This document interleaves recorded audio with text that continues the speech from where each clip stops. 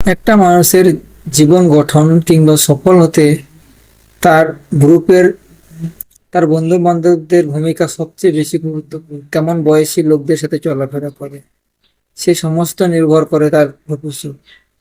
কারণ আপনি যখন আপনার বয়সী মানুষের সাথে ঘুরবেন তখন দেখবেন তাদের মধ্যে সেই চিন্তাটা নাও আসতে পারে আপনি যে চিন্তাটা করছেন, কিন্তু আপনার থেকে বড় মানুষ যারা, তাদের মাঝে আপনি সেই চিন্তাটাকে খুঁজে পাবেন। কারণ তারা ম্যাচিউর হয়েছে। কারণ আপনি যখন আপনার বয়স 20, তখন কিন্তু আপনি 20 বছর বয়সী ছেলে মেয়েদের সাথে চলাফেরা করলে আপনি 20 বছরের ছেলে মেয়েদের মতো চিন্তা করবেন। কিন্তু আপনি যখন 20 বছর হয়ে 25 বছর কিংবা 30 বছর বয়সী ছেলে মেয়েদের সাথে ঘুরবেন, তখন আপনার মেন্টালিটি, আপনার চিন্তা ভাবনা অন্যরকম হবে।